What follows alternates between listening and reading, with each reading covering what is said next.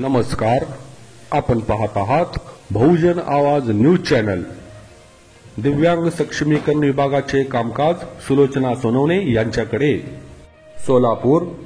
सोलापूर जिल्हा दिव्यांग सक्षमीकरण विभागाच्या स्थापनेचे स्वतंत्ररित्या कामकाज मंगळवारपासून सुरू झाले असून पहिल्या जिल्हा दिव्यांग सक्षमीकरण अधिकारी म्हणून प्रभारी जिल्हा समाज कल्याण अधिकारी सुलोचना सोनवणे यांच्याकडे पदभार देण्यात आला आहे।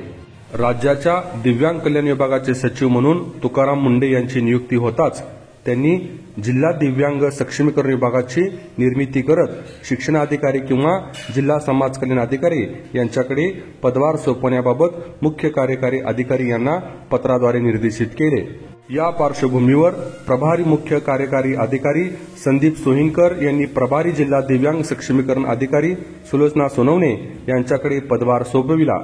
जिव्हाळा संस्थेचे अध्यक्ष अण्णासाहेब राजमाने यांच्या हस्ते युगपुरुषांच्या प्रतिमेचे पूजन करून कार्यालयाचे औपचारिक उद्घाटन केले। यावेळी वैद्यकीय सामाजिक कार्यकर्ता मल्लिकार्जुन मळगे, संस्थाचालक शरद उकिरडे, सपना चिट्टे, चित्रसेन पात्रूट, शशीभूषण येलगुलवार, संजीव इटकर, माधव देवकर, समीर तडवळकर, काँग्रेस दिव्यांग सेलचे जिल्हाध्यक्ष रामचंद्र कुलकर्णी, प्रहार संघटनेचे जिल्हा संघटक भीमाशंकर लोखंडे, सुरेश इटकर यावेळी उपस्थित होते। सध्या तात्पुरत्या स्वरूपात हे कार्यालय सुरू केले असून दिव्यांग बांधवांना सहजपणे कार्यालयात येता येईल अशा ठिकाणी कार्यालयाची व्यवस्था करण्यात येईल असे नूतन प्रभारी जिल्हा दिव्यांग सक्षमीकरण अधिकारी सोनवणे यांनी सांगितले।